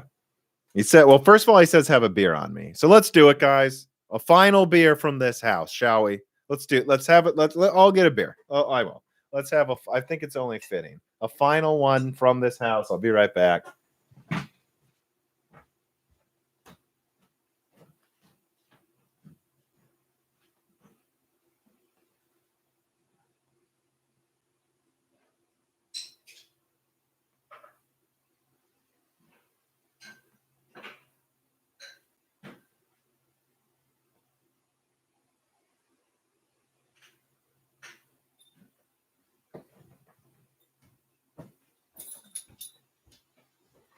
All right, I'm having a North Coast Scrimshaw. It's a Northern California beer. It's actually one of my favorites, to be honest. Scrimshaw is really good. You can usually find it all over the country. But anyways, so I will be extra honest with my answers for the remaining of this live stream, shall we say, because I have a beer. But anyways, thanks for the tip, Zach Miklas, your question. I like this question, so I'm going to drink a beer before I answer it here. Let me put down the timestamp. Devs consoles. From your Xbox and Sony developers you've talked to, they're mostly third party. I don't really have any Sony developers I talk to my knowledge, nor Xbox. Anything with Sony and Xbox is connections to other people, just to be clear, which is, I have to keep saying that. Like, there's no bias here. I'm talking to third party developers, which is mostly who I'm interested in. So that they're more objective than if it was actually from Microsoft or Sony. But what are they liking about the new tech and disliking? I mean, the SSD is so praised. Just the fact that both consoles have an SSD, the fact that they didn't skimp on the processors, and the fact that they have truly powerful graphics cards. Developers aren't worried about full 4K 60. They think what the consoles have is more than enough for a good image quality. And that if they have to do checkerboard rendering or run it at 1440p or half 4K in checkerboard, they don't care. Good enough. They're like 1800p is good enough. And with the interpolation with TAA they can do, they think it looks fine. So no worries about that. They love the SSD. They love the horsepower. I think the one thing they would complain about is the amount of RAM. I think it's enough on the PS5, but it certainly could have used more. And that on the Series S specifically, it's a huge problem. Like, the Series S really has a long-term issue with its storage space and that. So I would say that's the one thing they complain about. Outside of that, I'm trying to think if there's. I mean, they really like this console generation more than the previous one. So I think they would say it's mostly good things. The problems we have now are good problems to have. I mean, I'm trying to think if there really is one big thing they could say that's bad. I mean, they always just want more RAM. That's the only thing I can say, right? But I think they'll find ways to get around it.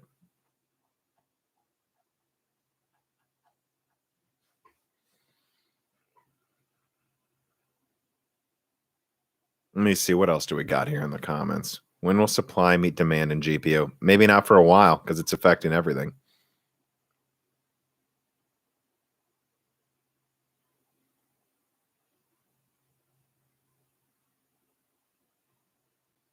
Viewers recommend bad products.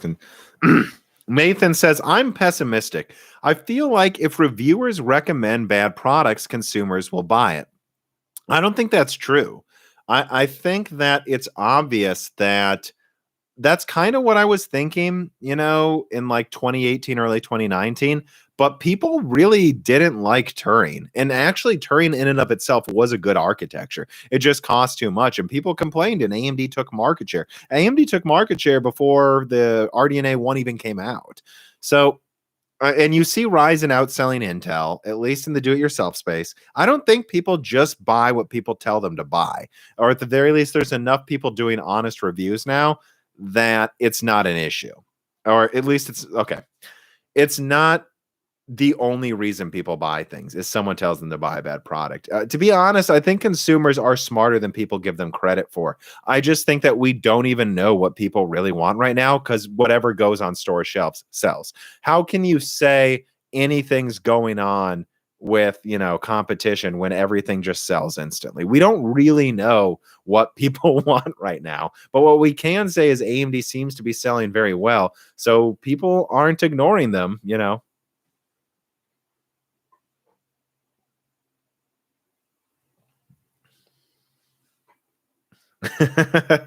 KJM says bets on a Battlefield Hardline 2. Yeah, I'll bet a lot that that's never happening.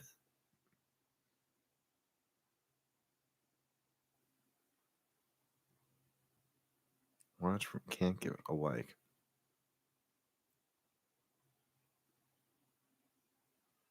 How about an Nvidia SoC to compete with Apple Silicon? We'll see. They need to get through that deal without it being considered a monopoly move.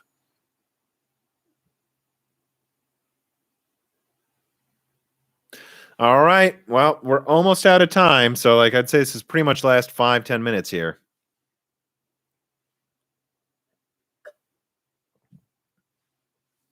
Jose Bermudez writes in and says, is Cerny's claim of loading assets as you turn possible, or is it marketing? I think it's certainly theoretically possible. They just need to prove it. As you turn, that's a tall order. They're going to have to prove it. But and I think you have to remember that it's not necessarily loading everything on screen behind you. Like they could even just turn down the amount they render by like 10% and get a performance boost.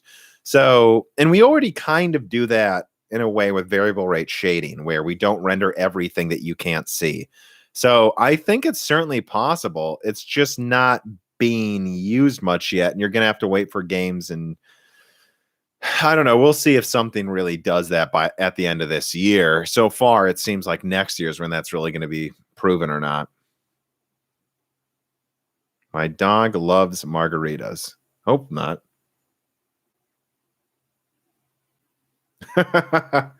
Yoda King writes in and says, do you think that Microsoft will rein in certain studios they've bought? For example, reining in the bugginess of Bethesda releases. I know.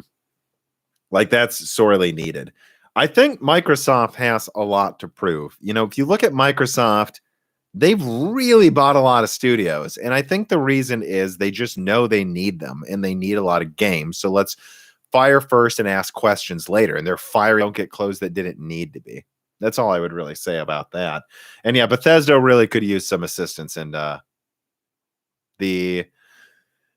and their bugginess. I've seen some people complaining about the stream. I would refresh it before complaining. Which I can do about the stream if it's having issues.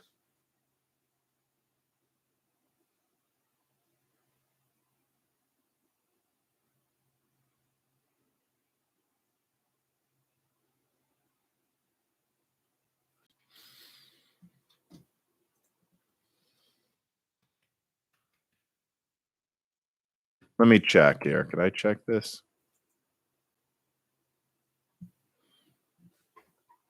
Do I sound okay now?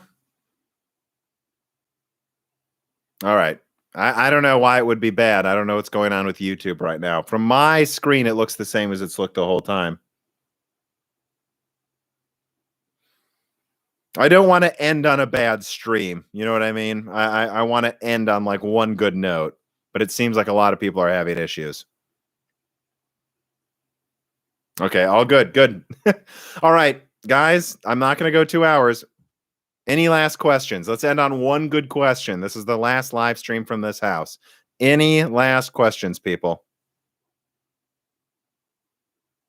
Yeah, I mean, all I'll say right off the bat is this is why, you can't just depend on YouTube. This is why I put content out on so many platforms, because you just can't rely on one thing always going well.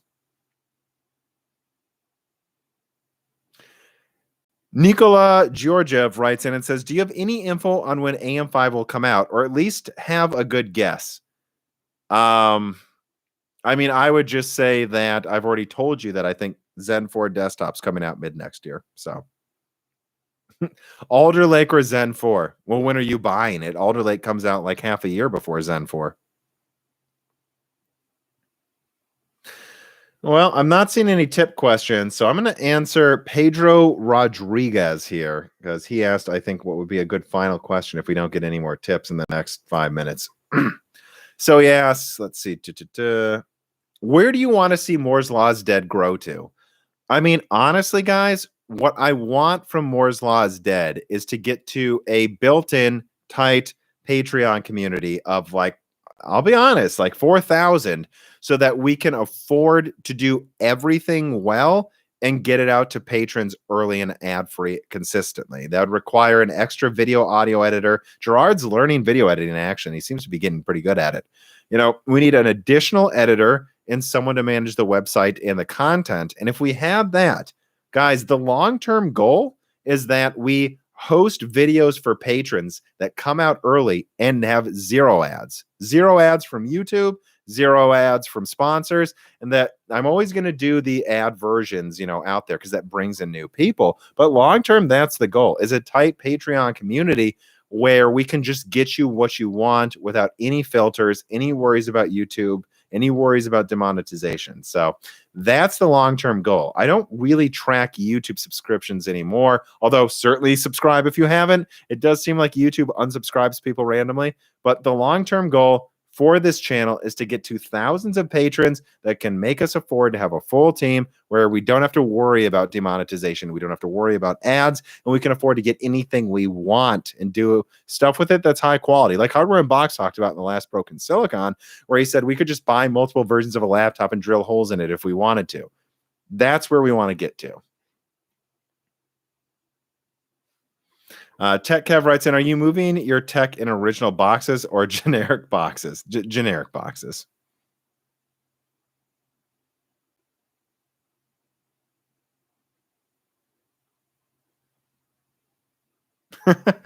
Will ARM or RISC-V overtake x86 ever? That's always what people ask. Always there's one question at least. Well, usually there's a dozen questions. Will ARM or RISC-V overtake x86? I would not bet on it happening in the next year. And I think for now, placing bets on ARM or RISC-V. Why? AMD is doing really well, so.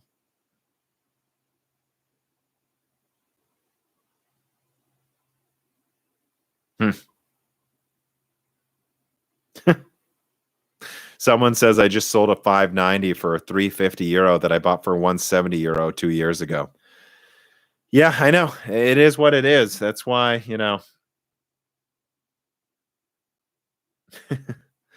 All right, guys. I think that's going to do it. I did a 2-hour podcast with NFC today, and then I'm also doing this, and then I also need it back.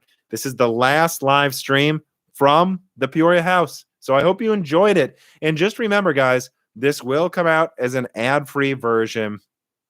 I'll answer one more question after this. This will come out as an ad-free version for patrons right after this. There are early ad-free pieces of content for our supporters every week. You can ask guest questions. People ask NFC questions about small form factor PCs. There's the exclusive podcast Die Shrink. So you get all of that content. And then also, truly, this is not possible without the patrons. Really, we do kind of need to hit that next goal or to make it really get to the level we want to get it to and to keep it sustainable. So just remember, we need that, and that you get all that content. You're both making what you like possible and getting all that content in return so that there's a reward. And I mean, at the end of the day, again, if even 10% of the people that watch the YouTube videos, multiple YouTube videos and podcasts a week, like I can see the statistics, and there's some people where it's like they watch 3 videos a week. If you could just join, if everyone who did that just joined the $2 or $4 tier, like we just like that, we could remove ads and do whatever we wanted. So remember to support us if you can. Never give more than you can. And I guess the last question from Colt Marshmallow is, have you ever had a PC catch on fire? Yes, it was a mining rig. That's it. There was, and you know, I had it set up in a safe place, so it was fine. But you got to be careful with some of those riser cables and how much you overclock. It can, yeah. So, yeah. So that's all there is to say. Thank you for watching. Remember to like. Remember to share. Please, everyone who watched, hit that like button. It really does help. Share the content. We have a new logo, new stuff. I'm rambling. I'm falling asleep. Thank you for watching, and I will see you in the next video or podcast. Have a good weekend, everybody.